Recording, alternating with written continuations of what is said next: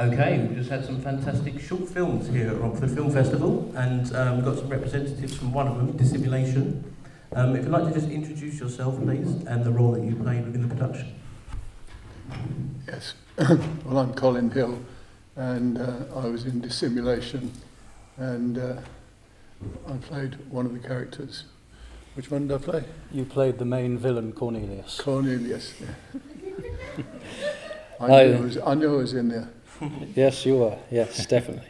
My name is Sam Weeks, and I'm the director and producer of Dissimulation. My name is Peter Woolley. I'm the writer, and I was a co-producer for Dissimulation. Thank you all for joining us. Sam, this is your third Romford Film Festival, I think? Yes, this is my third one, yeah. Yes, welcome back. And Colin's been before, I remember. Yes. Have you been before, Peter? No, this is my first. First time? First, yeah. Welcome. Thank you. How did you guys first start working on this project? And for you, Sam, like, it's a big leap up again in terms of budget and production and all that kind of stuff. How did you find that? So I think it was a case of I wanted to do another bigger movie, but realised that what I had available to me could only sort of take me so far in a sense of a feature film.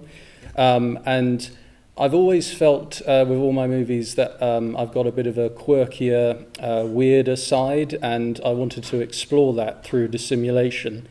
And I sort of thought I found my voice with it, and we want to sort of turn it into a big feature film that will hopefully wow audiences. But for now, what we have is this small snippet of this world that we created over the course of about 2 years. And I worked with Peter, who has helped me write all my other previous works, such as Steps, and I think a few things on Home Fires, which was my first film. And we just worked together. I presented him with these very, very rough sketches of these very strange characters and said, I want to make this. Can we make something around this? And we worked for a few months, and we kept sort of changing things as we brought in different cast members, and that was sort of the process for myself. I mean, how long did it take to write, Peter? I think it was something like 4 months, something like that, because I turned in, first draft to Sam, and the way we did it was we kept having sort of rounds of redrafting. So we'd meet. Sam would give me notes to. It was a bit too scary to start with, so. That's true. Yes, the first draft was way too scary. It's a bit much. It's supposed to be a bit more whimsical, but it came across. Yeah, the first one was a bit too adult, I think. So we sort of toned it down a lot, and it was, a process of over a few months, just getting it to where it ended up, really. Question for you, Colin. What was it when you got the script? What was it that appealed to you about this film? Why did you say yes? Well, it was very well written, and I think this is the thing for most projects. If you get a good script handed to you, you want to be in it. And I'd worked obviously with Sam on the 2 films before, and I recognised once again that this was a very good piece of writing, and it appealed to me. So I was only too pleased to get involved. There's lots of interesting costumes and makeups and sets and all that kind of stuff. If you had felt the weight of the costume that I had to wear, I couldn't get in it and I couldn't get out of it. Right. So I had to have a young man who was actually part of the cast as well, but he was certainly part of the costume side of things, and he used to help me to get in and help me to get out of it once I'd completed the take that I was doing. How long did it take to get in and out of the...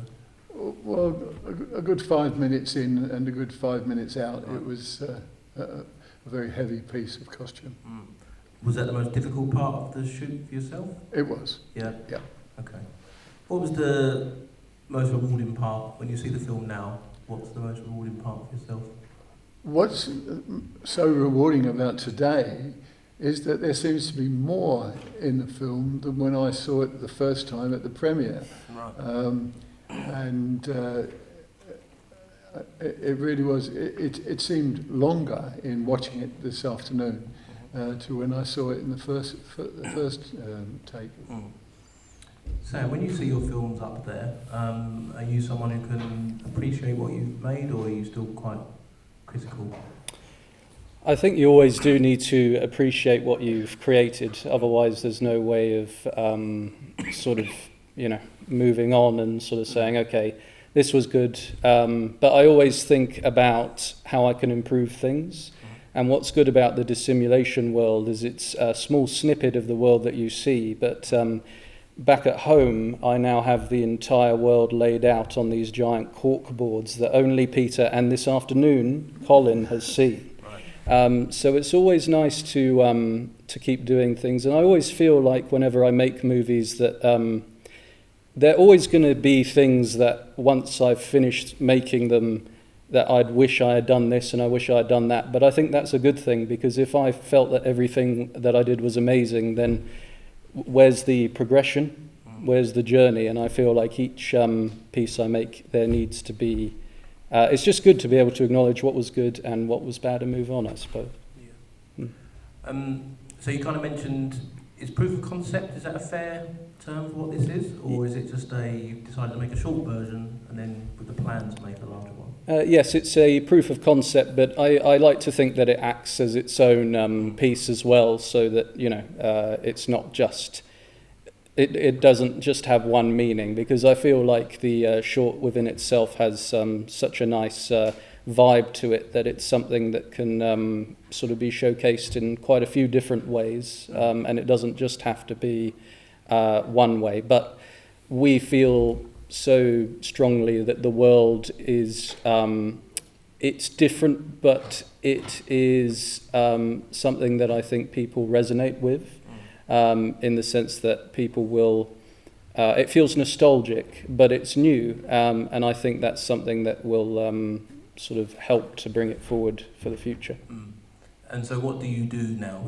You've got this piece of work you've made, it's its own piece, but as you say, it's a proof of concept. What do you actually plan to do with that now? Are you looking for finance?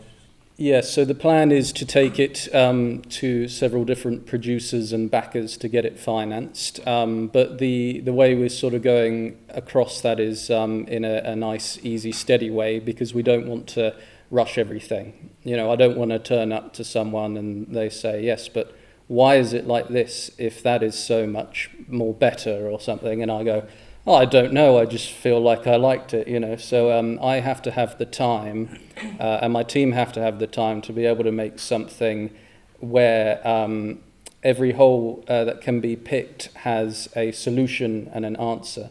And so I've taken parts of it up to London.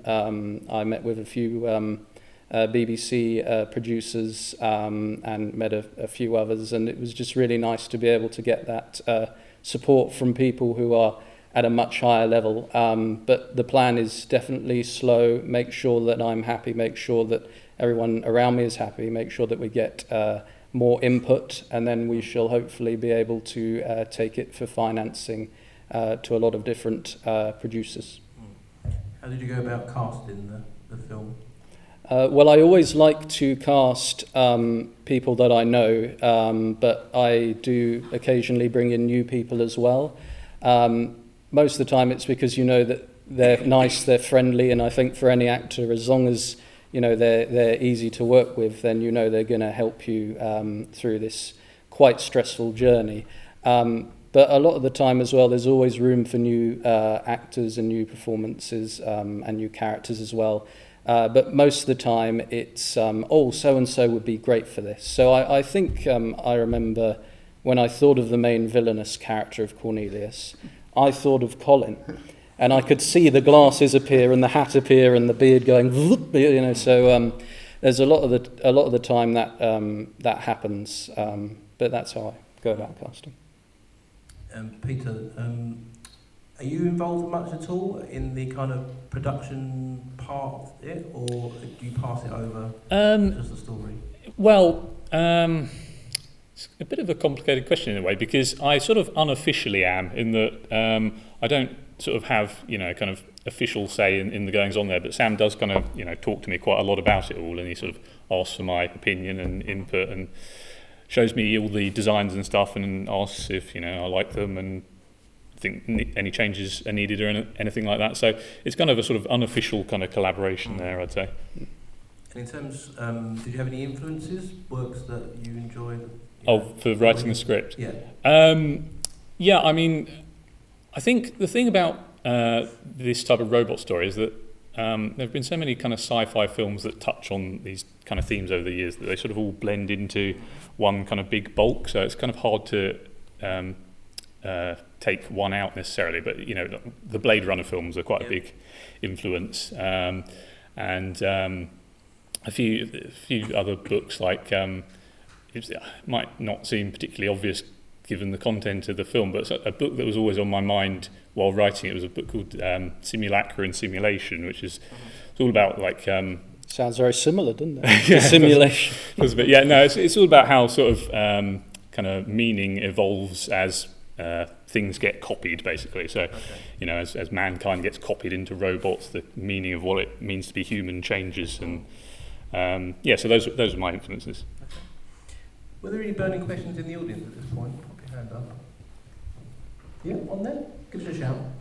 You seem to work really well together. How long have you worked together? How many years? It's about five or 6 years. 5 now? or 6, I'd say. Yeah. Yeah, I mean, it's very easy with Peter. He always knows what it is that I want. And he adds lots of extra little details in there that sometimes I don't even realise are there until I say, what does that mean? He says, well, it's because of this. And if it's a story about robots, then this is a reference to that. And I love that sort of detail. I mean, all of the projects that I want to make need to have that sort of detail so that it's believable. And Peter always has that, which is good. Very interesting project. Very good. Anyone else?